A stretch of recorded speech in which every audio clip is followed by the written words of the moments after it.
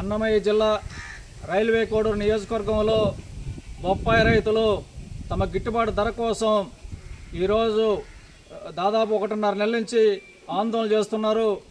ప్రభుత్వం కలెక్టర్ గారు జోక్యం చేసుకొని పోయిన ఆగస్టు 1వ తేదీన రైతులకు దళారులని సేట్లను పిలిపించి రైతులతో చర్చించి 5వ తేదీ వరకు 9 రూపాయల తర్వాత నుంచి 10 రూపాయలు అమలు చేయాలని నిర్ణయించారు. కానీ కొద్ది రోజులు మాత్రం అమలు చేశారు. అయినా లోపల సిండికేట్ అయి ఈ రోజుటికి ధరను ఉన్నట్టే ఉండి మొన్న 26వ తేదీన 5 రూపాయలు తగ్గించారు. ఇంత ఘోరంగా అంటే ఎక్కడా లేదు.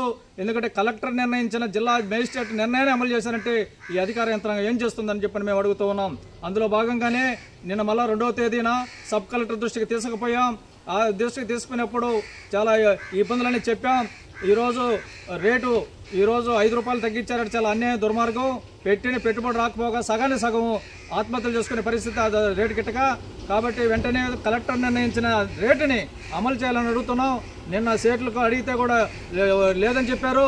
అందుకని ఈ యొక్క ధర కోసం రైతులు నిరసించి ఈ రోజు నుంచి బంద్ నిర్వహిస్తూ ఉన్నారు, స్వచ్ఛందంగా నిర్వహిస్తూ ఉన్నారు.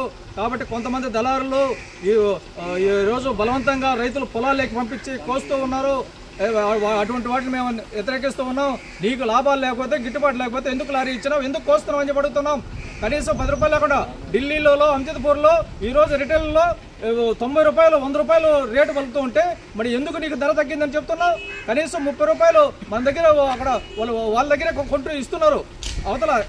కాబట్టి ఈ రేటుని పక్కనే ఉన్నటువంటి కలికిరి, పీలేరు, కలకడ ఈ ప్రాంతాల్లో కూడా దాదాపు 15-10 రూపాయలు అమ్ముతూ ఉంటే ఇక్కడ ఇదే జిల్లాలో ఎందుకు తగ్గిస్తున్నారు?